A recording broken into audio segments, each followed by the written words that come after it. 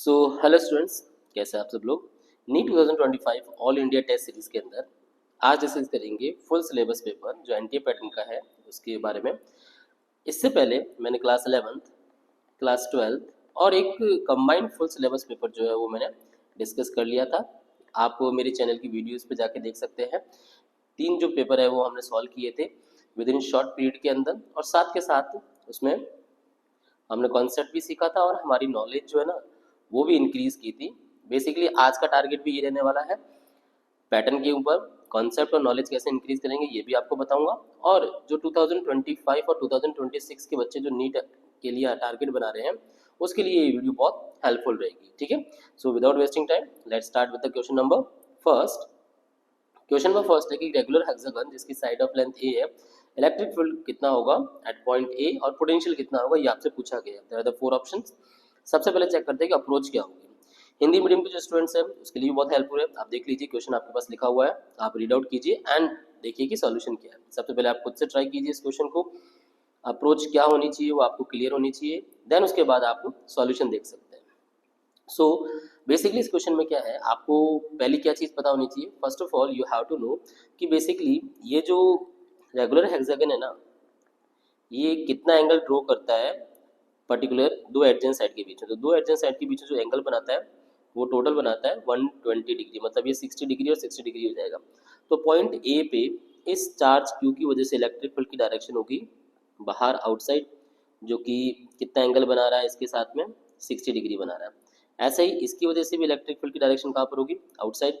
और जो 2Q है इसकी वजह से इलेक्ट्रिक फील्ड की डायरेक्शन होगी ये भी बाहर की तरफ होगी 2Q। अब नेट इलेक्ट्रिक फील्ड क्या होगा, तो नेट इलेक्ट्रिक फील्ड में जो आपका कंपोनेंट वर्क करेगा, ये जो ई है इसके दो कंपोनेंट आएंगे। एक आएगा इधर पे, that is a E cos 60, और ये जो नीचे वाला ई है इसका भी कंपोनेंट बनेगा, ये भी कितना होगा ई cos 60। इसका मतलब ये हो जाएगा कि जो नेट इलेक्ट्रिक फील्ड मिलेगा वो कितना मिलेगा हमें,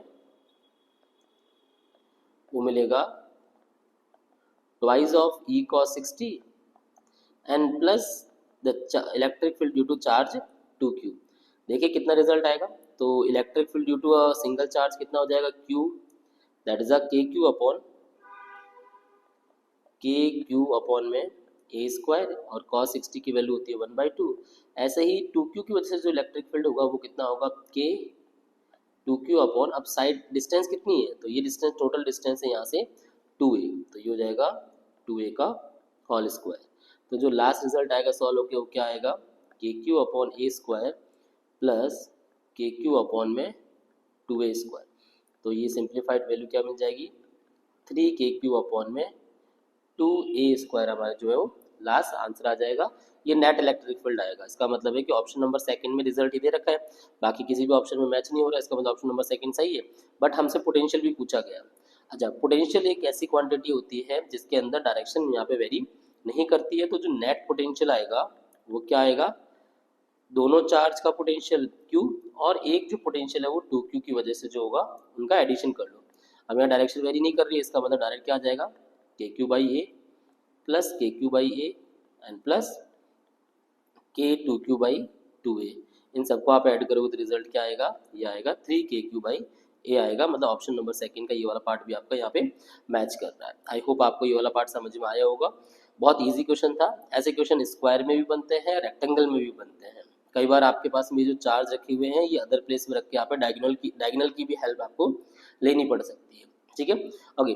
साथ के साथ अब आप मुझे इसके अंदर बताएंगे, मैं आपसे कुछ बेसिक टर्म्स जो है वो भी आपके साथ डिस्कस कर लेता हूँ। लाइक जैसे इलेक्ट्रिक फील्ड चैप्टर है तो इसके अंदर आप मुझे कुछ इंपॉर्टेंट चीज़ें बताएंगे कि electric field at axial due to dipole कितना होता है, electric field due to equatorial due to dipole कितना होगा, ये भी बताएंगे। साथ के साथ में इसके अंदर एक अगर आपके पास स्फीयर है उसके आउटसाइड में इलेक्ट्रिक फील्ड और अंदर की तरफ इलेक्ट्रिक फील्ड कितना होगा, ये भी आप मुझे क्लियर करेंगे। ठीक है, सो आप कमेंट सेक्शन में इनके आंसर शो कर सकते हैं। एक्सियल का जो इलेक्ट्रिक फील्ड होता है वो कितना होता है 2kp अपॉन में r3। इक्वेटोरियल का जो इलेक्ट्रिक फील्ड होगा वो होगा kp अपॉन में r3।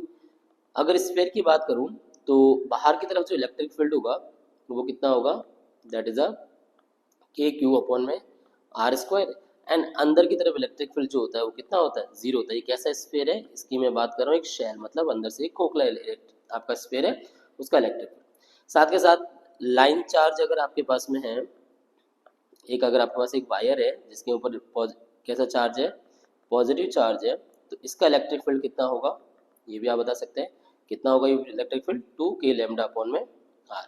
ठीक है, कुछ ये इंपॉर्टेंट टर्म्स है जो आपको पता होनी चाहिए इस पर्टिकुलर चैप्टर से। ओके, सो वापस बढ़े अगले क्वेश्चन में। क्वेश्चन नंबर सेकंड है कि electric dipole of length 4 centimetre is placed with an axis making angle 30 degree to uniform electric field. और यूनिफॉर्म इलेक्ट्रिक फील्ड कितना दे रखा है, 10 की power 6 newton per coulomb.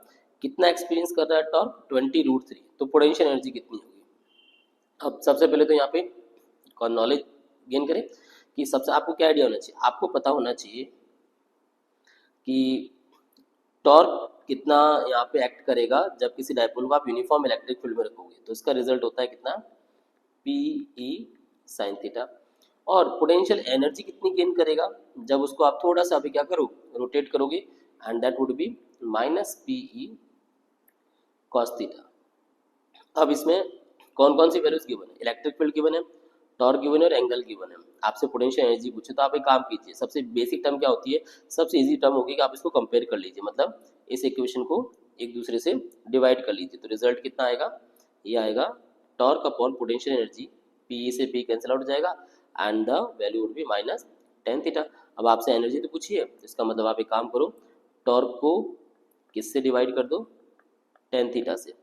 Torque दे रखा है 20√3 माइनस ऑफ टेन 30 डिग्री होता है 1/√3। तो जो आंसर आएगा वो कितना आएगा, -60 जूल जो है वो हमारी एनर्जी आ जाएगी। मतलब ऑप्शन नंबर जो सेकंड है ये आपका करेक्ट हो जाएगा। ठीक है, तो यहाँ पे आपको मैंने दोनों फॉर्मूले क्लियर कर दिए हैं। आप मुझे यहाँ पे बताएंगे, जो आपके लिए क्वेश्चन बन रहा है वो क्वेश्चन ये है कि टॉर्क मैक्सिमम कब होता है एंड पोटेंशियल एनर्जी मैक्सिमम कब होती है। इसमें आप मुझे बताएंगे कब ये स्टेबल होता है और कब ये आपका अनस्टेबल होता है, ये साथ के साथ बताएंगे। ठीक है, तो टॉर्क मैक्सिमम कब होगा, जब थीटा जो है वो 90 डिग्री आएगा, देन इस केस के अंदर जो टॉर्क की वैल्यू वो मैक्सिमम होगी और वो कितनी होगी, पी होगी। मतलब इस केस के अंदर आपका जो इलेक्ट्रिक फील्ड और जो इनकी बीच की डायपोल के बीच की डिस्टेंस होती है वो दोनों एक दूसरे के क्या होने चाहिए, परपेंडिकुलर होने चाहिए। दूसरा क्वेश्चन था कि ये एनर्जी जो है स्टेबल कब होगी, तो एनर्जी स्टेबल तब होगी जब आपके पास में थीटा की वैल्यू कितनी होती है, मतलब एनर्जी बिल्कुल मिनिमम होनी चाहिए। और एनर्जी मिनिमम कब होती है, जब इनके बीच में एंगल जो है वो 0 डिग्री होता है, देन उस केस के अंदर पोटेंशियल एनर्जी यहाँ पे क्या रहेगी, मिनिमम रहेगी और कितनी होगी, माइनस का पी होगा। अनस्टेबल कब होगा, जब वो आपके पास में एनर्जी मैक्सिमम, और एनर्जी मैक्सिमम कब होती है, जब आपका एंगल 180 डिग्री हो, तब उस केस के अंदर पोटेंशियल एनर्जी आपकी मैक्सिमम रहेगी और कितनी रहेगी, मैक्सिमम प्लस का पी रहेगी वाली। ठीक है, तो ये कुछ केसेस आपको इसके अंदर डायरेक्ट क्लियर होने चाहिए थे। ओके, सो मैंने यहाँ पे आपको कुछ इंपॉर्टेंट टर्म्स बता दी इस चैप्टर से रिलेटेड। हम बढ़ते हैं अगले क्वेश्चन में। क्वेश्चन नंबर थर्ड है कि two heaters take 10 minutes and 20 minutes time to heat same amount of water. If heaters are connected in parallel, then what would be the time required to heat same amount of water? अब सबसे पहले समझते हैं कि इसके अंदर concept क्या हुआ करता है।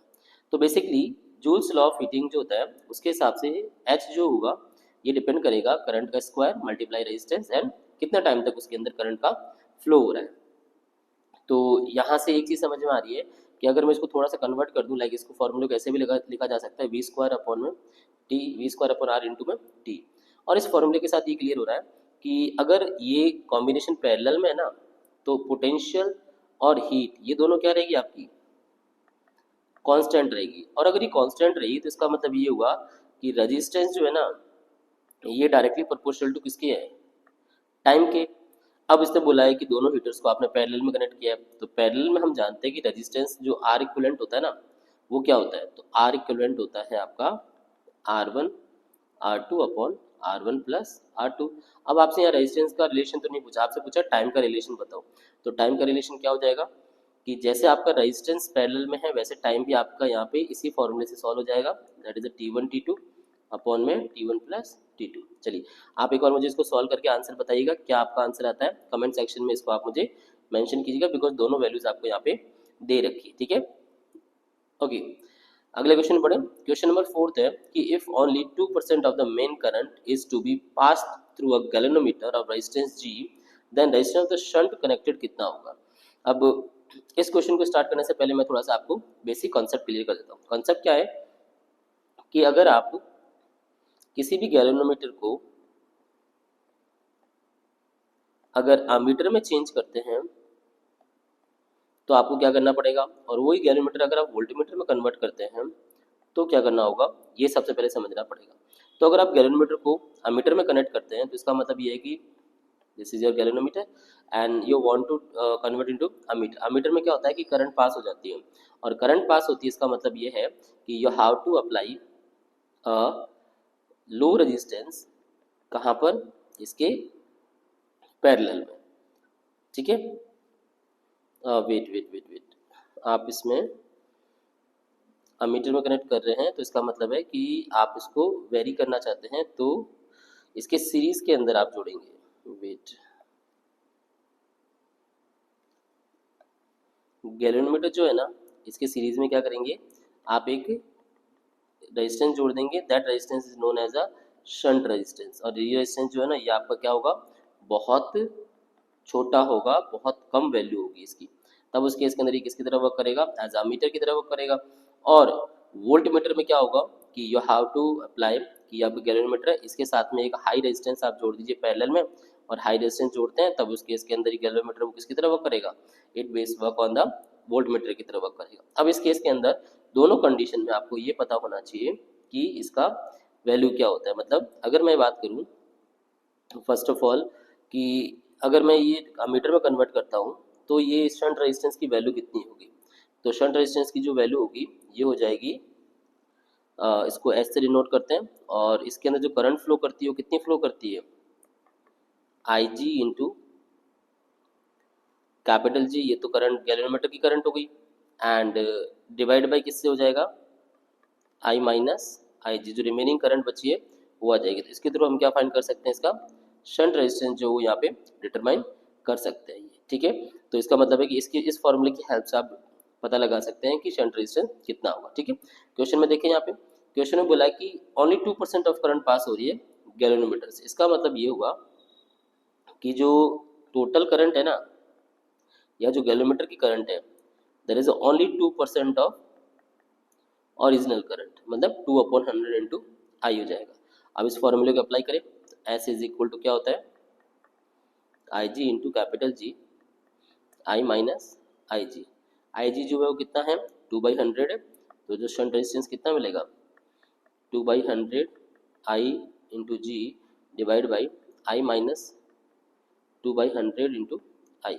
आई तो कॉमन आके कैंसिल आउट हो जाएगा, और अगर इस पूरे रिजल्ट को मैं सॉल्व करूँ तो क्या आंसर आएगा, 2/100 and this is 98/100 multiply by G, ये 100 कैंसिल आउट, तो जो फाइनल आंसर आएगा वो आएगा जी अपॉन में 49। मतलब ऑप्शन नंबर जो फोर्थ है वो मेरा करेक्ट ऑप्शन है। क्लियर है ये, ओके। इस क्वेश्चन नंबर थर्ड को आपने सॉल्व किया, टाइम कितना आया, इस टाइम की जो वैल्यू आएगी वो आएगी हमारे पास में कितनी, 20/3 मिनट जो है वो आपका फाइनल आंसर होगा, ठीक है।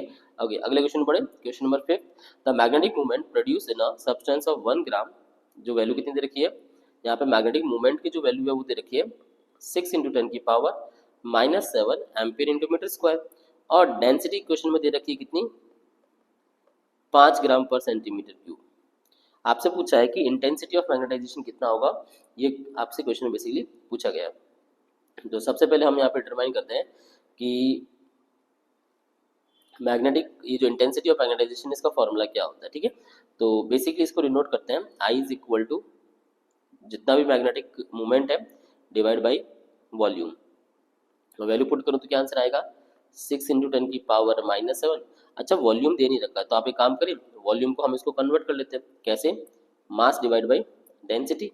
मास दे रखा है 1 ग्राम, तो 1/5, और पावर कितनी हो जाएगी, अच्छा सेंटीमीटर क्यूब में, तो then you have to convert into metre cube, और मीटर क्यूब में अगर आप इसको कन्वर्ट करते हो तो कितना रिजल्ट आएगा, 10⁻⁻6 है ना, तो ये हो जाएगा 10⁻⁻6, तो आंसर हो जाएगा कितना, 30 × 10⁻⁻1, मतलब वैल्यू आ जाएगी 3, ठीक है। अच्छा, यूनिट क्या होगी, तो यूनिट होगी एम्पियर पर मीटर, जो है उसकी यूनिट हो जाएगी, मतलब ऑप्शन नंबर जो सेकंड है तो वो आपका करेक्ट हो जाएगा। ठीक है, चलिए इसके साथ साथ में मैं कुछ अपन नॉलेज भी अब यहाँ पे गेन कर लेते हैं, क्योंकि मैग्नेटिक मूवमेंट के कौन कौन से फॉर्मूले जो है वो आपको डायरेक्टली याद होने चाहिए, ये पता होने चाहिए। मतलब इस चैप्टर में से अगर मैं बात करूँ तो एक तो आपको अभी जो मैंने फॉर्मूला लिखाया, that is a magnetic intensity, इसका फॉर्मूला पता होना चाहिए, जो कि कितना होता है, that I is equal to M upon में V, magnetic movement per unit volume. ठीक है, दूसरा रिजल्ट क्या पता होना चाहिए, रिलेटिव परमेबिलिटी के बारे में। रिलेटिव परमेबिलिटी जो है इसका फॉर्मूला भी क्लियर होना चाहिए, और वो कितना होता है, म्यू अपॉन में म्यू नॉट, जो भी आपका मीडियम है उसका रिलेटिव परमेबिलिटी डिवाइड बाय जो वैक्यूम का परमेबिलिटी है वो। क्लियर है ये।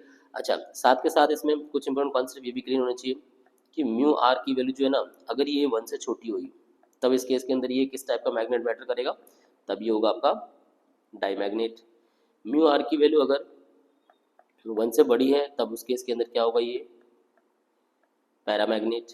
और अगर इस म्यू आर की वैल्यू 1 से बहुत ज़्यादा बड़ी है देन इस केस के अंदर ये क्या वर्क करेगा, एज अ फेरोमैग्नेट की तरह वर्क करेगा। ठीक है, तो एक चीज़ आपको क्लियर होनी चाहिए। उसके साथ साथ में आपको पता होना चाहिए दैट इज मैग्नेटिक सस्पेटिबिलिटी, जिसको हम डिनोट करते हैं किससे, एक्स से, और इसका फॉर्मूला क्या होता है, जितनी भी मैग्नेटिक इंटेंसिटी है डिवाइड बाय द, जिसको अपन शो करते हैं the related to I upon में एच। एच यहाँ पे जो है ना वो मैग्नेटाइजेशन को बताता है, और इसका जो रिजल्ट आएगा, इस रिजल्ट में आपको सबसे इंपॉर्टेंट चीज़ क्या याद रखनी है कि जो एक्स की वैल्यू है ना, ये अगर ये 0 से छोटी हुई मतलब नेगेटिव हुई देन इस केस के अंदर ये क्या होगा, डाईमैग्नेट होगा। और अगर इसकी वैल्यू 0 से बड़ी बट 1 से छोटी हुई देन उस केस के अंदर ये पैरा। एंड एक्स की वैल्यू अगर ये बहुत बड़ी हुई, लाइक कितनी, अप्रोक्सीमेट 1000 के बराबर, देन इस केस के अंदर ये वर्क करेगा एज अ फेरोमैग्नेट की तरह वर्क करेगा। ठीक है, तो ये कुछ बेसिक टर्म्स है जो आपको इस चैप्टर की क्लियर होनी चाहिए। ओके, सो हमारे क्वेश्चन नंबर 5 तक यहाँ पे डिस्कस हो गया। नाउ बढ़ते हैं क्वेश्चन नंबर 6 में। क्वेश्चन नंबर 6 है कि transformer has 100 turns in the primary coil carries 8 ampere current. If input power is 1 kilowatt, the number of turns in the secondary coil to have 500 output will be। अब पहले समझते हैं कि यहाँ पर कौन कौन सी चीज़ें जो है वो आपको दे रखी है एंड क्या प्रिंसिपल आपको यहाँ पे अप्लाई करना चाहिए। ठीक है, तो पहले वो देखिए, आपके पास में प्राइमरी कॉल के नंबर ऑफ टर्न्स दे रखे हैं 100, उसमें करंट कितनी फ्लो कर रही है ये भी दे रखा है 8 एम्पियर। उसके अलावा इनपुट जो पावर है ना, मतलब प्राइमरी कॉइल की जो पावर है वो दे रखी है 1 किलोवाट। और नंबर ऑफ टर्न्स आपसे पूछे हैं किसके अंदर, सेकेंडरी कॉइल के अंदर। उसके अलावा सेकेंडरी कॉइल का जो आउटपुट है वो भी दे रखा कितना, 500 वोल्ट। तो सबसे पहले हम यहाँ पे काम करते हैं, ये जो रिजल्ट है प्राइमरी कॉइल का, इसको हम लिख सकते हैं P इज इक्वल टू क्या, I P into V P. I P दे रखा है 1 किलोवाट, 1 इंटू 10 की पावर 3। आई पी की वैल्यू 8 है, और वी पी जो है वो आपको फाइंड करना है। तो वी पी कितना आ जाएगा, तो वी पी की वैल्यू हमें मिलेगी यहाँ पर 1000 अपॉन 8। तो इसका मतलब ये हो जाएगा देयर इज अ 125। क्लियर है, तो इसी के हेल्प से अब हम निकाल लेते हैं, जो इसका प्रिंसिपल ऑफ ट्रांसफॉर्मर है वही बताता है कि V P into I P is equal to, या फिर इसको ऐसे लिखते हैं कि वी पी अपॉन में V S is equal to N P upon में एन एस। हमें एन एस की वैल्यू फाइंड करनी है, तो इसका मतलब आप इसको ऐसे लिख सकते हैं वी एस अपॉन में V P multiply by N P. चलिए वैल्यू पुट करें, तो वी एस कितना आया हमारा, अच्छा ये वी एस दे रखा है, वी एस दे रखा है 500, वी पी की वैल्यू आई 125, और नंबर ऑफ टर्न्स कितनी है 100। तो कितनी बार कैंसिल आउट होगा, ये 4 टाइम, तो नंबर ऑफ टर्न्स कितनी आ जाएगी, 400 टर्न्स जो है वो आपका आंसर हो जाएगा। किसका, ये हमें मिल गया सेकेंडरी कॉइल के अंदर नंबर ऑफ टर्न्स का। ठीक है, तो ये क्वेश्चन बिल्कुल फॉर्मूले बेस का था, जो आप इजीली सिंप्लीफाई कर सकते हैं। आप मुझे इसके अंदर बताएंगे कि ट्रांसफार्मर की जो इफिशियंसी है वो कैसे निकालते हैं, और ये जो ट्रांसफार्मर है ये इसकी इफिशियंसी किस किस फैक्टर्स के ऊपर डिपेंड करती है, और किस वजह से एनर्जी का लॉस होता है। ठीक है, ओके। क्वेश्चन नंबर 7 है कि the number of turns in the coil of a AC generator are 50 and cross section area कितना दे रखा है 2.5 मीटर स्क्वायर। रिवॉल्व कर रहा है एक मैग्नेटिक फील्ड में किस वेलोसिटी से 60 रेडियन पर सेकेंड। अब आपसे उस कॉइल का रेजिस्टेंस भी दे रखा है, आपसे पूछा इंड्यूस ईएमएफ क्या होगी और इंड्यूस करंट क्या होगी। सबसे पहले समझते हैं कि एसी जनरेटर के अंदर जो बेसिकली वोल्टेज मिलता है वो क्या होता है, या ईएमएफ जो इंड्यूस होता है वो क्या होता है। EMF is equal to V not sine omega T. और ये जो वी नॉट है ये आपका मैक्सिमम ईएमएफ है, this is the maximum EMF. और ये कितना होता है, ये होता है आपका N B A omega, this is the maximum EMF. और आपसे यही पूछा है कि मैक्सिमम इंड्यूस ईएमएफ कितना होगा। कैलकुलेट करें। नंबर ऑफ टर्न्स दे रखी है 50, मैग्नेटिक फील्ड है 0.3, एरिया दे रखा है 2.5 मीटर स्क्वायर, और ओमेगा की वैल्यू जो दे रखी है वो कितनी दे रखी है, वो हमारे पास गिवन है 60 रेडियन पर सेकेंड। सब कुछ यहाँ पे गिवन था, आपको सिर्फ इसको क्या करना है, सिंप्लीफाई करना। 2 डेसिमल लगाओगे 100, दिस इज 2 टाइम, एंड ये हो जाएगा कैंसिलेट कितने time, 30 time. So the answer would be कितना हो जाएगा, there is a 2250, am I right, yes 2250 volt जो है वो आपका आंसर हो जाएगा। अब ऑप्शन में जो है ना ये 2.25 किलो वोल्ट यहाँ पे भी है, 2.25 किलो वोल्ट यहाँ पर भी है। इसका मतलब ऑप्शन फर्स्ट और सेकंड जो है यहाँ पे करेक्ट है। फर्स्ट, थर्ड और फोर्थ आपका ये एलिमिनेट हो गया। अब आपको फाइंड करनी है इंड्यूस करंट कितनी होगी। तो मैक्सिमम इंड्यूस करंट कैसे निकालते हैं, तो इसका फॉर्मूला होता है maximum voltage divide by the resistance. मतलब 2250 को डिवाइड करो किससे, 500, and you will get answer as a 4.5 जो है वो आपका आंसर हो जाएगा। मतलब ऑप्शन नंबर फर्स्ट जो है यहाँ पे करेक्ट हो जाएगा। क्लियर है ये। चलिए अब इस चैप्टर से रिलेटेड अगर मैं और कुछ इंपॉर्टेंट टॉपिक के बारे में बात करूं तो इसके अंदर आपको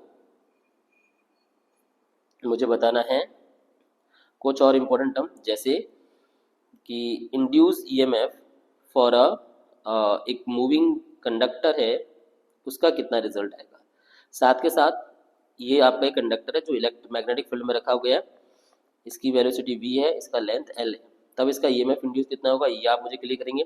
साथ के साथ एक मैग्नेटिक फील्ड के अंदर एक जो रॉड है ये रोटेट कर रही है ओमेगा वेलोसिटी से, तब उस केस के अंदर इसका इंड्यूस ईएमएफ कितना होगा ये भी आप मुझे क्लियर करेंगे। ठीक है, तो यहाँ से हम अगर मैं डिस्कस करूँ, यहाँ पे अगर चेक करें तो इंड्यूस ईएमएफ कितना आएगा फॉर अ मूविंग रॉड के लिए, तो ये होगा पीवीएल। और अगर v आपका रोटेटिंग रॉड है तो इसका क्या रिजल्ट आएगा, half B omega L square. ठीक है, तो ये दोनों टर्म जो है ये बहुत इंपॉर्टेंट होती है इस पर्टिकुलर टॉपिक से। ठीक है, ओके। सो अगले क्वेश्चन के बारे में डिस्कस करते हैं। Question number 8, the quality factor of series LCR circuit, L की वैल्यू दे रखी है 2 हेनरी, कैपेसिटर दे रखा है 32 माइक्रोफैराडे, एंड रेजिस्टेंस दे रखा है 10। क्वालिटी फैक्टर कितना होगा ये, तो सबसे पहले फॉर्मूला समझे यहाँ पे। तो क्वालिटी फैक्टर का जो फॉर्मूला होता है ये क्या होता है, तो क्वालिटी फैक्टर बेसिकली होता है resonance frequency multiply L inductance divide by resistance, ये आपका रिजल्ट होता है क्वालिटी फैक्टर का। अगर मैं इसको थोड़ा सा सिंप्लीफाई कर लूँ तो इजी रहेगा मेरे लिए मतलब सॉल्व करना। रेजोनेंस फ्रीक्वेंसी जो होती है वो कितनी होती है, 1/√LC multiply L by are, तो जो आंसर आएगा वो कितना आएगा, 1/√L/C आएगा। इसी को अपन सॉल्व करें, जो हमारे पास डाटा दे रखा है उसी से। ठीक है, तो कितना आएगा सॉल्व होके, ये quality factor is equal to R दे रखा है आपको 10 ओम, इंडक्टेंस की वैल्यू दे रखी है 2 हेनरी, और कैपेसिटेंस दे रखा है 32 इंटू 10 की पावर -6, ये कैंसिल हो जाएगा 16 टाइम, तो रिजल्ट आएगा वो कितना आएगा 1/10 मल्टीप्लाई 1/4, एंड पावर ऊपर जाके प्लस हो जाएगी कितनी, 10 की पावर 3। तो इसका मतलब है कि यू हैव टू डिवाइड 100/4, मतलब आंसर कितना आ जाएगा 25 जो है वो आपका क्वालिटी फैक्टर आ जाएगा। मतलब ऑप्शन नंबर जो थर्ड है वो आपका करेक्ट हो जाएगा। क्लियर है ये, ओके। आप इसके अंदर मुझे क्लियर करेंगे कि रेजोनेंस फ्रीक्वेंसी के अंदर बेसिकली जो एक्सएल और एक्सी इक्वल होता है, इसमें एक्सएल जो है ना इसका क्या फॉर्मूला होता है और एक्सी का क्या फॉर्मूला होता है ये क्लियर करेंगे। साथ के साथ ये जो इंडक्टिव रिएक्टेंस और कैपेसिटिव रिएक्टेंस है ना, ये किन फैक्टर के ऊपर डिपेंड करते हैं ये भी बताएंगे यहाँ पे। ठीक है, जो फैक्टर्स हैं वो आप बताएंगे किन किन फैक्टर्स के ऊपर ये डिपेंड करता है। एंड एक्सएल एक्सी का ग्राफ जो है ना इसके बारे में नॉलेज होनी चाहिए। एक्सएल या फिर एक्सी का जो ग्राफ है किसके साथ में, फ्रीक्वेंसी के साथ क्या ग्राफ बनता है, ये भी आप इसके अंदर नॉलेज आपको होनी चाहिए। ठीक है, question number 9, the radius of curvature of convex surface of a thin plano convex. देखो यहाँ पे हिंट दे रखा है प्लेनो कॉन्वेक्स लेंस है, कितनी दे रखी है 15 सेंटीमीटर, रिफ्रैक्टिव इंडेक्स है 1.6, तो पावर कितनी होगी। सबसे पहले समझते हैं कि प्लेनो कॉन्वेक्स क्या होगा। तो प्लेनो कॉन्वेक्स कुछ इस तरीके का होगा। एक काम करता हूँ, मैं यहाँ से कुछ पार्ट जो है ना वो इरेज कर देता हूँ, थोड़ा सा इजी रहेगा हमारे लिए। आप लोगों ने ये वाला नोट कर लिया होगा, मैं इसको हटा देता हूँ यहाँ से।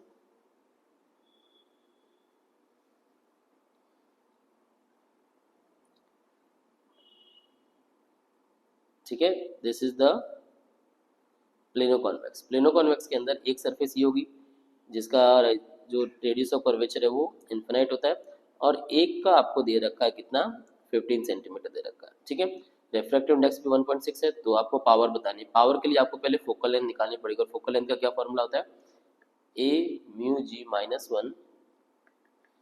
One upon R one minus one upon R two, और इसी को हम क्या बोलते हैं, पावर बोलते हैं।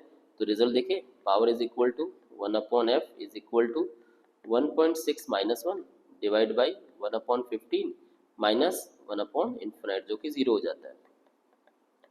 तो क्या रिजल्ट आएगा, दैट इज 0.6 मल्टीप्लाई 1/15। अभी सेंटीमीटर में है तो मीटर में कन्वर्ट करोगे तो क्या होगा, इसको 100 से मल्टीप्लाई कर दो, डेसिमल हटाओ, एक जीरो से एक जीरो कैंसिल आउट, एंड 60/15 मतलब 4 डायप्टर जो है वो आपका आंसर आ जाएगा, मतलब प्लस का 4 डायप्टर है आपका यहाँ पे फाइनल आंसर हो गया। क्लियर है। तो by using lens maker formula you can easily determine the focal length और पावर ऑफ लेंस। ये एक कॉमन ऐसा फॉर्मूला है जो रिफ्रैक्टिव इंडेक्स और फोकल लेंथ के रिलेशन को यहाँ पे डिटरमाइन करता है। आई होप समझ में आएगी आपको ये बात। क्वेश्चन नंबर 10, क्वेश्चन नंबर 10 है कि the ratio of longest wavelength corresponding to Lyman and Balmer series कितनी होगी। ठीक है, तो सबसे पहले यहाँ पर पहले समझते हैं कि फॉर्मूला क्या यूज में आता है फॉर डिटरमाइन द वेवलेंथ। तो फॉर डिटरमाइन द वेवलेंथ 1/लैम्डा इज इक्वल टू कितना होता है, R 1/n1 square minus n2 square. R जो है ना ये बताता है आपके रेडबर्ग कांस्टेंट को, और जो रेडबर्ग कांस्टेंट होता है ये कितना होता है, ये बेसिकली अगर मैं इसको लिखना चाहूँ एंगस्ट्रॉम की फॉर्म में, जो कि हमारे यहाँ यूज आएगा, तो इसको मैं लिख देता हूँ 1/r is equal to 912 angstrom. इसी की फॉर्म में हमें इसको सिंप्लीफाई करना है। अब किसकी बात कर रहा है वो, फर्स्ट वो बात कर रहा है लाइमन सीरीज के बारे में। तो लाइमन सीरीज का अगर मैं वेवलेंथ की बात करूँ तो इसका जो रेशो होगा किसके लिए, सबसे लॉन्गेस्ट। अच्छा, लॉन्गेस्ट और यहाँ पे शॉर्टेस्ट का क्या मतलब है, पहले मैं एक बार थोड़ा सा वो क्लियर कर देता हूँ। एक एक्स्ट्रा पेज के अंदर मैं आपको बता देता हूँ यहाँ पर, हाँ यहाँ पे देख लेते हैं। ठीक है, तो सबसे पहले समझते हैं कि लाइमन की बेसिकली लॉन्गेस्ट और शॉर्टेस्ट वेवलेंथ कब होती है। ये बेसिकली आपका n equal to 1, n equal to 2, n equal to 3, n equal to 4 and so on, ये कब तक है, n is equal to infinite तक है। अब जब कोई इलेक्ट्रॉन स्पेक्ट्रम आपका सेकेंड शेल से फर्स्ट शेल में, या थर्ड से फर्स्ट में, या फोर्थ से फर्स्ट में आता है, देन इस केस के अंदर जो स्पेक्ट्रम सीरीज बनती है वो किसकी बनती है, लाइमन की बनती है, और इसका जो इलेक्ट्रोमैग्नेटिक रेडिएशन यहाँ पे एमिट होता है वो किसका होता है, यूवी रेडिएशन होता है।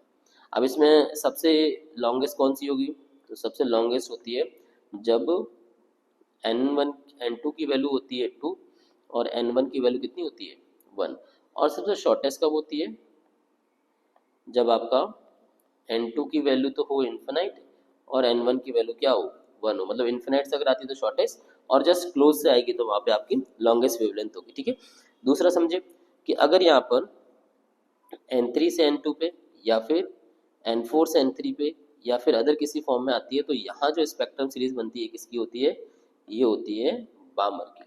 क्लियर है। इसमें भी सेम कॉन्सेप्ट होगा कि अगर बामर की मैं बात करूं तो n2 जो होगा ये 3 होगा, और n1 जो होगा ये 2 होगा फॉर अ लॉन्गेस्ट वेवलेंथ। और अगर मैं शॉर्टेस्ट की बात करूं तो n2 यहाँ पे इन्फिनाइट, और n1 की वैल्यू होनी चाहिए 1 होनी चाहिए। यहाँ जो रेडिएशन आपका निकलता है वो बेसिकली कौन सा निकलता है, विजिबल लाइट, मतलब विबग्योर की जो लाइट्स है वो आपके यहाँ पे एमिट होती है। तीसरा भी एक बार देख लेते हैं कि अगर थर्ड शेल में आता है किसी भी शेल से, तो यहाँ पे क्या होता है, पार्शियल। ठीक है, और पार्शियल में बेसिकली क्या होता है, इंफ्रारेड रेडिएशन निकलता है। आई होप आपको ये चीज़ यहाँ पे क्लियर हो गई होगी। बढ़ते हैं हम अपने क्वेश्चन के अंदर। क्वेश्चन जो है वो बेसिकली आपको ये बता रहा था, this is your question number 10 हम ये पे थे। ओके, क्वेश्चन नंबर 10 में ये है कि लॉन्गेस्ट वेवलेंथ और आपकी किसकी, लाइमन की और बार्मर सीरीज का रेशो कितना होगा। तो देखिए इसका रेशो कितना आएगा। तो अगर मैं लॉन्गेस्ट वेवलेंथ फॉर लाइमन की बात करता हूँ तो क्या आएगा, there is a 4r/3। Formula आपके पास गिवन है, वैल्यू मैंने बता दी, आप इसको सॉल्व कीजिएगा। डिवाइड बाई बार्मर का जो रेशो होगा वो कितना हो जाएगा, and that would B 36r/5 होगा। इसको अगर मैं सॉल्व करूँ, आर से आर कैंसिल आउट हो जाएगा, ये कैंसिल आउट हो जाएगा, कितना time, that would B 12 time, sorry मैंने यहाँ कुछ गलत कर दिया, 3 से नहीं कैंसिल आउट होगा, ये 4 से कैंसिल आउट होगा। 4 से कितने बार, 9 टाइम। तो आंसर जो आएगा वो कितना आएगा, 5/27 जो है उसका फाइनल आंसर हो जाएगा। तो ऑप्शन नंबर जो है ये आपका सेकंड करेक्ट ऑप्शन हो गया। आई होप आपको ये पॉइंट समझ में आया होगा। मैंने साथ के साथ कॉन्सेप्ट भी क्लियर कर दिया और आपको यहाँ पे क्वेश्चन जो है उससे रिलेटेड हमने आंसर भी फाइंड कर दिया। क्वेश्चन नंबर 11 है। Question number 11, atomic nuclear reactor can deliver 300 megawatt energy released due to fission to each nucleus is 170 mega electron volt. The number of uranium atom कितने होंगे fission per hour। सबसे पहले समझते हैं कि कितने नंबर ऑफ बेसिकली एटम्स निकलेंगे, then उसके बाद हम इसको डिटरमाइन कर देंगे पर आर के रिस्पेक्ट में। तो नंबर ऑफ जो इलेक्ट्रॉन्स या नंबर ऑफ फोटॉन्स जो है वो पास होते हैं, तो उसका क्या रिलेशन होता है, the N is equal to power divide by energy of each electron. तो पावर आपके पास गिवन है 300 मेगा वॉट, एनर्जी जो है वो 170 मेगा इलेक्ट्रॉन वोल्ट है। इसके थ्रू हम बता सकते हैं कि कितनी आपके पास यहाँ पे नंबर ऑफ फोटॉन्स एमिट होंगे। तो कैसे डिटरमाइन करेंगे, दिस इज 300 इंटू 10 की पावर 6 डिवाइड बाई एनर्जी हो जाएगी 170 इंटू 10 की पावर 6, और इलेक्ट्रॉन वोल्ट है तो 1.6 इंटू 10 की पावर -19। इसी को सॉल्व करें हम एक बार। तो n कितना आ जाएगा, n की वैल्यू हो जाएगी आपके पास में, डेसिमल हटाएंगे तो this is 300 divide by 17 into 16, और पावर हो जाएगी कितनी, पावर आपकी ये तो कैंसिल आउट हो गया, तो 10 की पावर +19 हो जाएगा। ये कुछ ऐसा रिजल्ट मिलेगा, ठीक है। अब हम निकालते हैं कि पर आर विल बी कितना होगा। ये तो नंबर ऑफ फोटॉन्स आपको क्या मिले, रिजल्ट वो वाले मिले जिसके अंदर आप उसको कैलकुलेट करना है। पर आर अगर आपको यहाँ पर कैलकुलेट करना है तो you have to convert into the, इसको टाइम जो है इसको कन्वर्ट कर लीजिए। जो 1 आवर में जो नंबर ऑफ सेकेंड्स होते हैं वो होते हैं 3600, ठीक है। इसी को कैलकुलेट करें अब एक बार। अब ये जो आंसर आएगा ये आपका रफली आंसर आएगा, एग्जैक्ट तो नहीं होगा, रफली हम यहाँ पे कैलकुलेट कर लेते हैं कि रफली आंसर कितना हो सकता है। 17 टू जा ये हो जाएगा अप्रोक्सीमेट 34, मतलब इसको हम कैंसिल आउट कर रहे हैं 200 या 210 टाइम ले लेते हैं, इसको ले लेते हैं 210 टाइम। एंड 16 की टेबल में अगर मैं इसको चेक करूँ तो ये कितनी बार कैंसिल आउट होगा,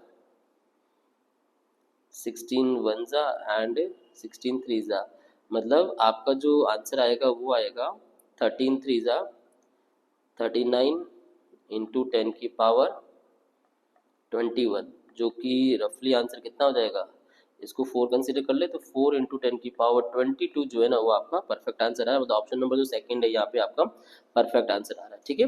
तो इस क्वेश्चन को आपको अप्रोक्सीमेटली सॉल्व करना पड़ेगा। यही एक बेसिक अप्रोच है जिसमें आपका कम टाइम के अंदर ये क्वेश्चन पूरा का पूरा सॉल्व हो जाए, ठीक है। अगले क्वेश्चन में बढ़े। क्वेश्चन नंबर 12 है, क्या proton and alpha particle are accelerated through a potential difference of 100 volt, the ratio of wavelength associated with the proton alpha particle कितनी होगी। ओके, इस क्वेश्चन को करने से पहले हम समझते हैं कि बेसिकली जो डी ब्रोगली वेवलेंथ है फॉर एनी मैटर वेव्स, तो उसके लिए रिजल्ट क्या होता है, एच अपॉन में बेसिक सारे फॉर्मूले से डिस्कस करते हैं। तो H is equal to basically M V होता है, इसी को आप कन्वर्ट करके क्या लिख सकते हो, H is equal to 2m kinetic energy, और काइनेटिक एनर्जी जो कन्वर्ट हो सकती है ये क्या हो सकती है, एच अपॉन में 2m Q into V. Clear है, मैक्सिमम जो काइनेटिक एनर्जी है वो कितनी हो जाती है, क्यू इंटू वी हो जाती है। अब आपसे पूछा गया है कि प्रोटॉन और अल्फा पार्टिकल की वेवलेंथ का रेशियो क्या होगा। अब यहाँ पे पोटेंशियल डिफरेंस क्या है, दोनों का कॉमन है, तो इसका मतलब वेवलेंथ जो है ना प्रोटॉन और अल्फा पार्टिकल की, वो डायरेक्टली किसके ऊपर डिपेंड करेगी, मास और चार्ज के ऊपर। अगर मैं यहाँ पे देखूँ तो यहाँ रिजल्ट आ जाएगा किसका, mass of alpha particle charge of alpha particle divide by mass of proton and charge of proton. Calculate करें। अब मास ऑफ अल्फा पार्टिकल जो है ना ये कितना होता है 4 time of mass of proton होता है, और चार्ज होता है 2 टाइम। चार्ज जो होता है वो प्रोटॉन की 2 टाइम होता है। तो यहाँ से मुझे रिजल्ट मिलेगा कितना, after cancel out all value we will get the root में 8/1 जो कि कितना होता है 2√2/1 है ना, ये होगा 2√2/1 जो है वो आपका फाइनल आंसर हो जाएगा, ऑप्शन नंबर 3। अब इसके अंदर आप मुझे और क्या चीज़ क्लियर करेंगे, आप मुझे बताएंगे कि बेसिकली डी ब्रोगली वेवलेंथ के अंदर लैम्डा और रूट वी का ग्राफ कैसे बनता है, एंड लैम्डा एंड 1/√v का ग्राफ जो बेसिकली कैसा बनता है, ये आप कैलकुलेट बताएंगे मुझे, ठीक है। तो लैम्डा और रूट वी की बात करूं तो इसका ग्राफ कैसा बनता है, इनवर्सली प्रोपोर्शनल टू। और अगर लैम्डा और 1/√v की बात करते हैं इसका ग्राफ कैसे बनता है, लीनियर बनता है, ठीक है। तो ये थोड़ा सा आपका कंफ्यूजन नहीं होना चाहिए, इस चीज को बहुत इजीली अंडरस्टैंड कीजिएगा, ठीक है। ओके, अगले क्वेश्चन में बढ़े। क्वेश्चन नंबर जो 13 है वो हमारा वो है कि work function of a certain metal is 3.2 into 10 की power -19 joule is illuminated with light frequency 8 into 10 की power 14 hertz, maximum kinetic energy यहाँ पे कितनी होगी वो आपसे पूछा गया। तो सबसे पहले समझते हैं कि आइंस्टीन की इक्वेशन के अंदर जो मैक्सिमम काइनेटिक एनर्जी होती है वो कितनी होती है, जितना आपके पास में नंबर ऑफ फोटोन्स की एनर्जी है माइनस वर्क फंक्शन। अब आइंस्टीन की इक्वेशन बेसिकली थी क्या, पहले वो क्लियर करते हैं कि अगर आपके पास में कोई मेटल सरफेस है, इसके अंदर कोई लाइट जो है ना वो यहाँ पे स्ट्राइक करती है, तो इसमें से ये इलेक्ट्रॉन को क्या कर देती है, यहाँ से एमिट कर देती है। तो ये जो लाइट है इसकी एनर्जी तो होती है एच में, मतलब फोटोन की एनर्जी इक्वल टू, और इलेक्ट्रॉन को इस सरफेस से एमिट करने के लिए मिनिमम एनर्जी की रिक्वायर्ड होती है, that is a work function. और इस इलेक्ट्रॉन को आप आगे अगर रोटेट आगे इसको अगर फॉरवर्ड करना चाहते हैं तो आपको यहाँ पे क्या नीड होगी, काइनेटिक एनर्जी की। तो मैक्सिमम काइनेटिक एनर्जी क्या होती है, एच में माइनस फाइव नॉट होती है, ठीक है। तो इस फॉर्मूले से हम कैलकुलेट कर लेते हैं कितना आएगा maximum kinetic energy, H mu work function दे रखा है और आपके पास में फ्रीक्वेंसी दे रखी है, तो इसी से कैलकुलेट करें। ये हो जाएगा, अच्छा जूल में निकालना है तो ये हो जाएगा 6.6 इंटू 10 की पावर -34 मल्टीप्लाई बाई 8 इंटू 10 की पावर 14 माइनस किससे करोगे 3.2 इंटू 10 की पावर -19। तो यहाँ कितनी मिलेगी मैक्सिमम एनर्जी, ये मिल जाएगी 6.6 इंटू 8 हो जाएगा 5.3, पावर हो जाएगी 10 की पावर माइनस ये 19 हो जाएगा, क्योंकि वो अपन एक वैल्यू यहाँ पे कम कर लिए, और माइनस किससे करोगे 3.2 इंटू 10 की पावर -19। तो जो रिजल्ट आएगा वो कितना आएगा, वो आएगा आपका 2.1 इंटू 10 की पावर -19 जूल जो है वो आपका आंसर हो जाएगा, ठीक है। अब इस पर्टिकुलर चैप्टर की अगर मैं बात करूँ तो कौन कौन से इंपॉर्टेंट टर्म्स हैं एक बार वो भी डिस्कस कर लेते हैं। इसके अंदर हमारा पहला जो टॉपिक है वो है कि वर्क फंक्शन जो है जिसको हम फाइव नॉट से नोट करते हैं, that is the H mu naught, ये आपको बताता है किसके बारे में, दैट्स द थ्रेशोल्ड फ्रीक्वेंसी में। दूसरा जो इक्वेशन है वो आपको मैक्सिमम काइनेटिक एनर्जी का मिलता है जो कि कितना होता है ई वी नॉट होता है। अब फोटो इलेक्ट्रिक इफेक्ट जो आपका कॉन्सेप्ट है, अगर फोटो इलेक्ट्रिक इफेक्ट की मैं बात करूं तो इसके अंदर आपको पता होना चाहिए कि लाइट की जो इंटेंसिटी है वो किस चीज़ को यहाँ पे फैक्टराइज मतलब एक तरीके से इफेक्ट करती है। तो लाइट की करंट की वैल्यू जो है ना ये इंटेंसिटी के ऊपर डिपेंड करती है। इसका जो ग्राफ बनता है वो कैसे बनता है, लीनियर बनता है, ठीक है। दूसरी चीज़ आपको क्लियर होनी चाहिए कि अगर आपकी फोटो इलेक्ट्रिक करंट के अंदर स्टॉपिंग पोटेंशियल की बात करें, एक ऐसा पॉइंट जहाँ पे करंट की वैल्यू कितनी हो जाती है जीरो, ठीक है, करंट की वैल्यू कितनी जीरो हो जाती है, that is known as a stopping potential. तो यहाँ से जो अगर मैं दो ग्राफ बनाता हूँ किसके बीच में, करंट और पोटेंशियल के बीच में, तो इसका ग्राफ बेसिकली कैसे बनता है, ये एक पर्टिकुलर टाइम पे आने के बाद में इस पीरियड के अंदर इसको क्या हो जाती है, करंट आपकी सैचुरेट हो जाती है, इसको बोलते हैं सैचुरेटेड रीजन, ठीक है। एंड थर्ड जो आइंस्टीन इक्वेशंस हैं वो आपको क्या डिटरमाइन करती है कि पोटेंशियल एंड फ्रीक्वेंसी के बीच में क्या ग्राफ है, स्टॉपिंग पोटेंशियल और फ्रीक्वेंसी के बीच में क्या ग्राफ बनता है। तो ये जो ग्राफ बनता है ये लीनियर ग्राफ बनता है कुछ इस तरीके का, इसकी जो स्लोप होती है ये क्या बताती है h/e के रेशो को बताती है ये, ठीक है। तो ये कुछ कॉमन ग्राफ है जो आपको पता होने चाहिए, क्लियर है ये। ओके, वापस आते हैं हमने अपने टॉपिक के अंदर, ठीक है। तो हमारा क्वेश्चन था कि question number 14 give a characteristic curve is related to electronic device. ये जो बेसिकली ग्राफ है ये ग्राफ कौन से डिवाइस का है, तो एक पर्टिकुलर पॉइंट पे शॉर्ट सर्किट करंट आ रही है और एक पर्टिकुलर पॉइंट पे इसकी वोल्टेज वाला आपका ओपन सर्किट वोल्टेज आ रहा है। तो ये जो बेसिकली सर्किट है ये बेसिकली क्या होता है, सोलर सेल का। सोलर सेल क्या करता है कि लाइट एनर्जी को किस में कन्वर्ट कर देता है, इलेक्ट्रिकल एनर्जी में ये कन्वर्ट कर देता है। ठीक है, अब हमारे पास में जो अदर ऑप्शन है ना, मैं इसको एक बार थोड़ा सा डिस्कस करता हूँ जीनो डायोड के बारे में। जीनो डायोड क्या होता है, this is work as a voltage regulator, ये इसका सिंबल होता है। वो जीनो डायोड जो है इसमें क्या की जाती है, हाई डोपिंग की जाती है। हाई डोपिंग एक पीएन डायोड है जिसके अंदर एक पर्टिकुलर पॉइंट पे रिवर्स ब्रेकडाउन जब आता है तब उस केस के अंदर पीएन डायोड खराब ना हो, इसलिए हम एक जीनो डायोड बनाते हैं। ये एज अ वोल्टेज रेगुलेटर की तरह क्या करता है, काम करता है। ठीक है, अब किस में वर्क करता है ये, तो ये वर्क करता है आपका रिवर्स बायसिंग के अंदर। दूसरा बात करते हैं फोटो डायोड की। तो फोटो डायोड जो है ये भी आपका किस में वर्क करता है, ये भी वर्क करता है रिवर्स बायस के अंदर। ठीक है, एंड एलईडी की बात करूं तो ये वर्क करता है आपका फॉरवर्ड बायस के अंदर। एलईडी का डायग्राम जो है ग्राफ का, वो आपको ग्राफ पता होना चाहिए बिटवीन आई और वी के बीच में। तो अलग अलग पोटेंशियल पे ये अलग अलग ग्राफ शो करता है और हर एक कलर की बैंड के साथ में ये कुछ अलग अलग शो करता है। जैसे सबसे जो लोवेस्ट होता है वो होता है इंफ्रारेड रेडिएशन का, एंड जो सबसे ज़्यादा होता है वो होता है यूवी रेडिएशन का। बीच के अंदर जो है ना वो आपका आता है लाइक रेड, ऐसे करते करते वॉलेट तक जो विजिबल लाइट है वो उसका एक आपका ग्राफ बनता है। तो ग्राफ के अंदर आपको ये भी पता होना चाहिए कि किस किस रीजन के अंदर कैसा ग्राफ बनता है, सबसे लोवेस्ट किसका होता है, सबसे हाईएस्ट कितना होता है। ठीक है, और किस बाइसिंग में वर्क करते हैं सारे ग्राफ, ये भी आपको यहाँ पे क्लियर होना चाहिए, जो मैंने यहाँ पे क्वेश्चन नंबर 14 के अंदर क्लियर कर दिया। चले क्वेश्चन नंबर 15 पे आते हैं। क्वेश्चन नंबर 15 है कि that Arvind needs to identify the electronic components.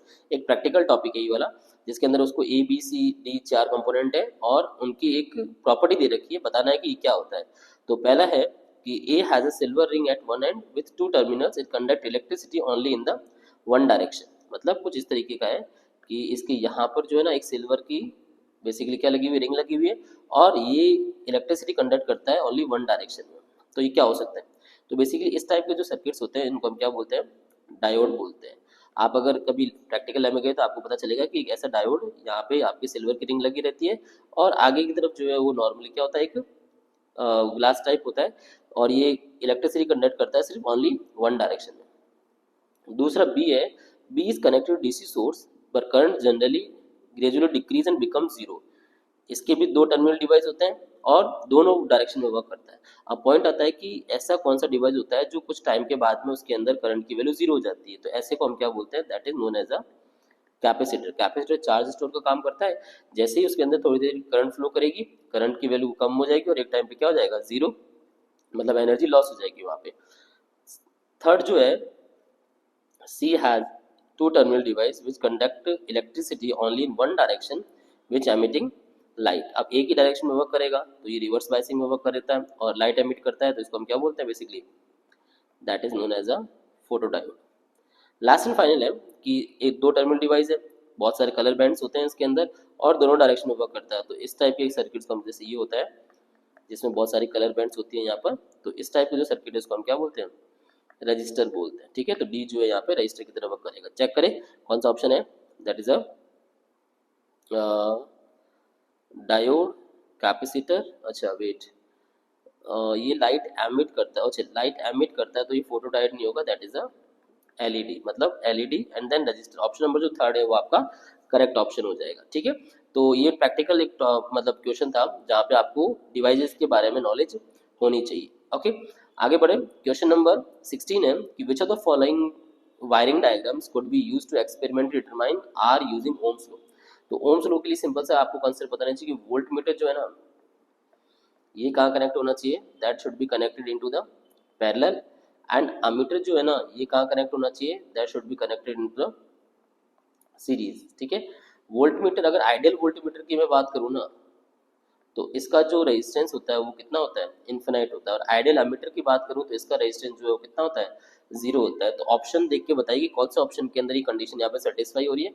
Option number जो सेकंड है इसके अंदर सेटिस्फाई हो रही है, वोल्टेज आपका लगा, वोल्ट मीटर लगा है पैरेलल में और अमीटर कहाँ लगा हुआ है, सीरीज में। बहुत ईजी क्वेश्चन है, ऐसे क्वेश्चन एनटीए भी बेसिकली पूछता है जो हर एक बच्चा उसको अटेम्प्ट कर सकता है और सॉल्व कर सकता है। ठीक है, आगे बढ़े। क्वेश्चन नंबर 17, आपको ग्राफ दे रखा है पीएन जंक्शन फॉरवर्ड बायसिंग का, और आपसे पूछा गया है कि फॉरवर्ड रेजिस्टेंस कितना होगा। अब ये फॉरवर्ड रेजिस्टेंस है that is known as a dynamic resistance, इसको हम क्या बोलते हैं, डायनामिक रेजिस्टेंस बोलते हैं। डायनामिक रेजिस्टेंस जो है ना ये कैसे निकालते हैं, that is a change in voltage divide by change in current.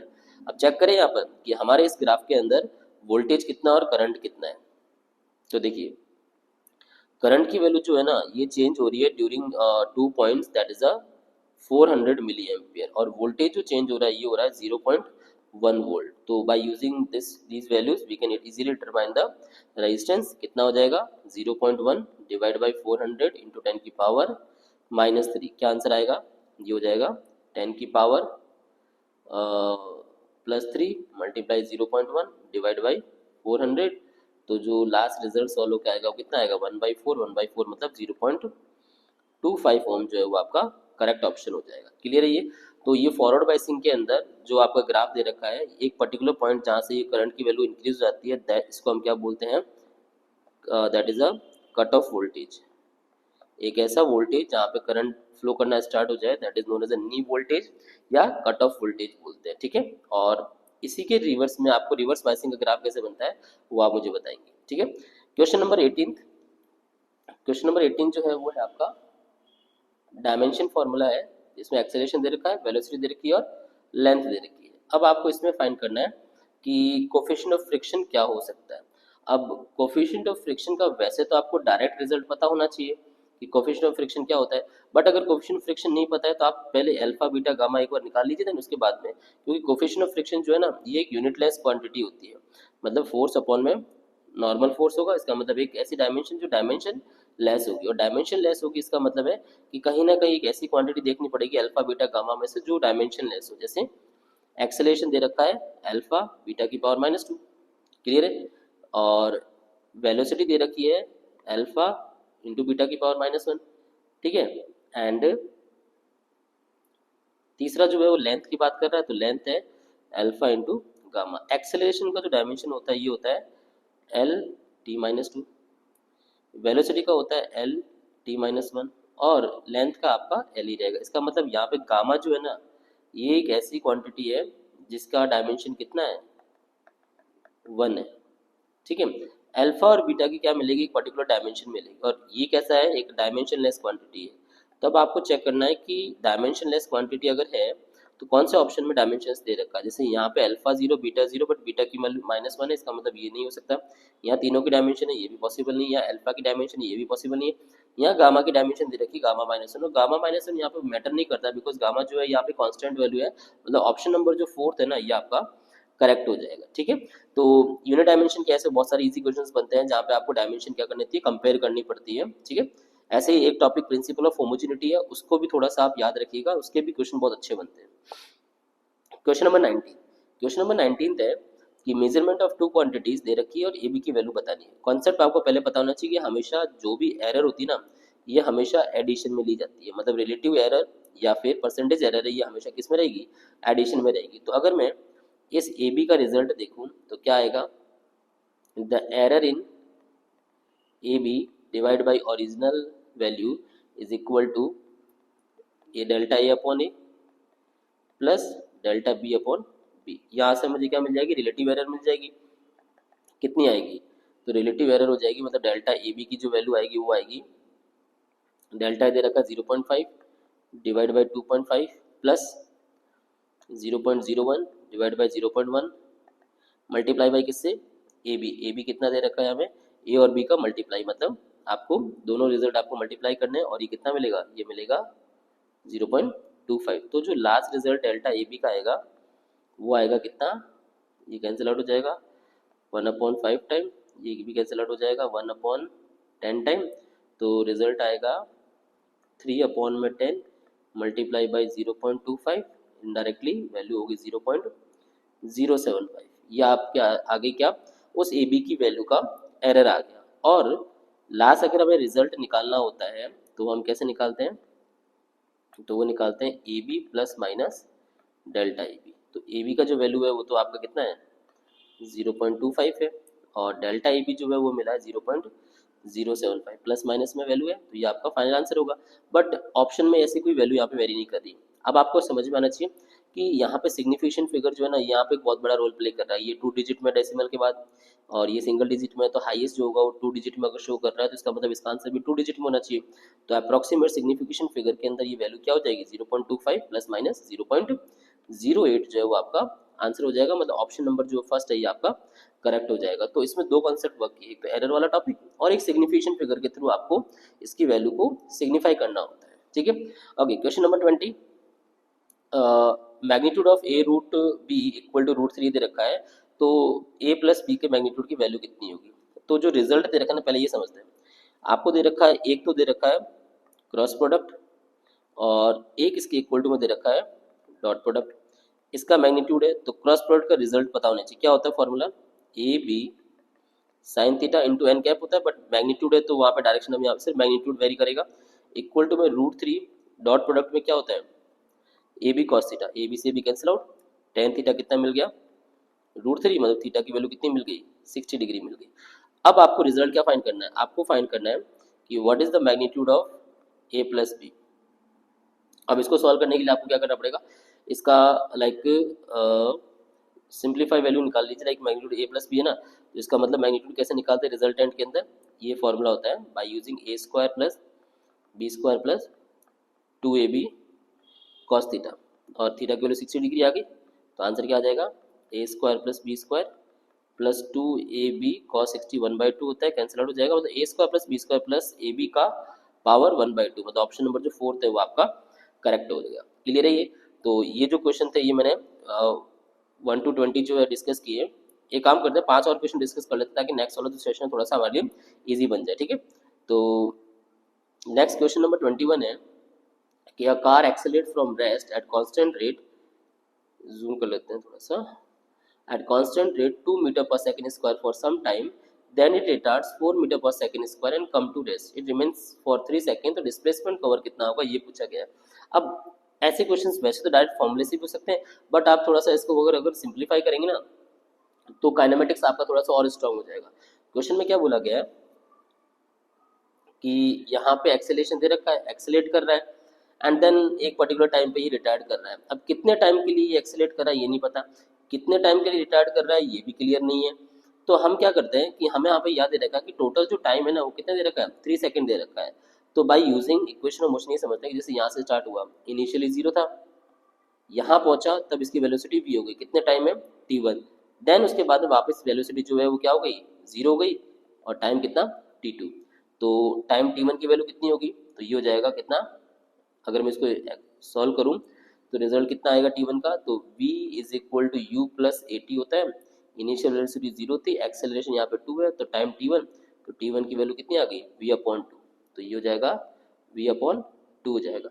दूसरे वाले केस में देखें तो दूसरे वाले केस के अंदर फाइनल वेलोसिटी 0 है, इनिशियल v थी और टाइम कितना लिया इसने, अब यहाँ रिटार्ड कर रहा है ना किससे 4 से, और टाइम कितना है t2, तो यहाँ से t2 की वैल्यू कितनी आ जाएगी v/4, तो ये हो गया v/4 इक्वल टू 3।